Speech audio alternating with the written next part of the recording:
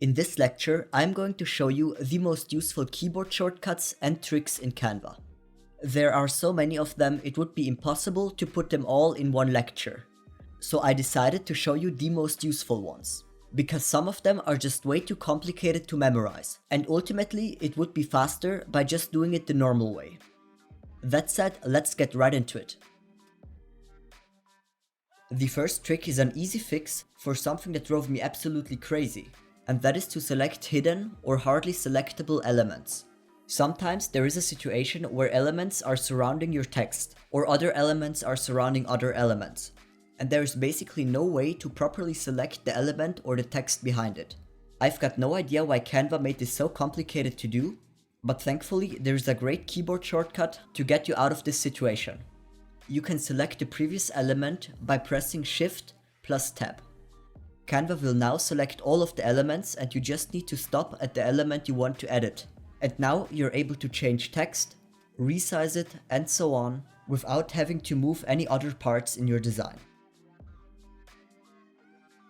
Next up is selecting multiple elements at the same time and moving them together.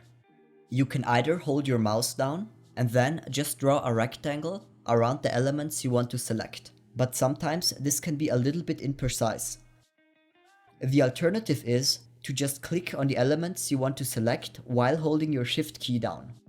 Now you can also group them together by pressing Ctrl plus G on your keyboard or Command plus G if you're on a Mac. And if for some reason you want to ungroup them again, you can simply press Ctrl plus Shift plus G to do that. The next shortcut comes in super handy all the time. By pressing Ctrl plus Shift plus K, you can simply transform all the lowercase text into uppercase text. I see so many people that always rewrite the whole text just because they are not aware of this trick. It can be a little bit imprecise to always move your elements with the mouse. If you use the 4 arrow keys on your keyboard, you can move the element pixel by pixel in every direction. And if you press Shift at the same time, you can move the element 10 pixels at a time. In some situations, this trick can come in really handy. If you want to add some type of frame around an element or some text, there is an important thing that you need to know. These center points right here act differently from these corner points right here. You see, if I'm trying to make the box smaller using the center points, the width of the wall is not going to change. But if I use the corner points to downsize the box, you can see that as I'm dragging it in, the walls are getting thinner too. And once you have got your desired thickness, you can again use the center points to put it in correct shape.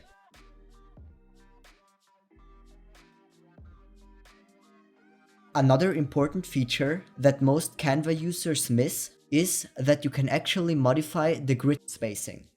All you need to do for that is to click on the grid and then on spacing up here.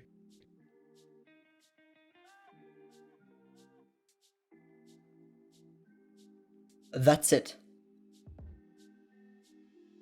Sometimes you need to change the color theme of your design. Now usually this isn't a big problem, but if you've got a bunch of elements in your design, it can be pretty annoying and time consuming to change them all one by one.